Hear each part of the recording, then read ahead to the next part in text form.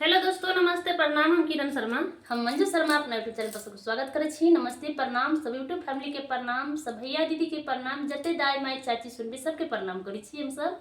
और हम दुनू देवरानी जेठानी जा रहल छी बहुत प्यारा सा नचारी गीत गावा। अहाँ सब जरूर सुनब, कमेंट करके जरूर बताएब गीत केहन है नहीं लागल। बहुत प्यारा सा किनका सबके रानी के हमरा गीत सबके गीत पसंद लगे या किनका सबके नहीं लगे जरूर कमेंट करके बताएब। अहाँ सबके कमेंट के हम सब इंतजार करब।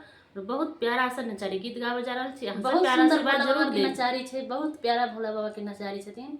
अहाँ सब जरूर सुनब और जरूर कमेंट करके बताएब कि अहाँ सबके गीत केहन लागल। बहुत प्यारा से नचारी गीत छे, बहुत सुंदर नचारी गीत छे। भंगिया में माता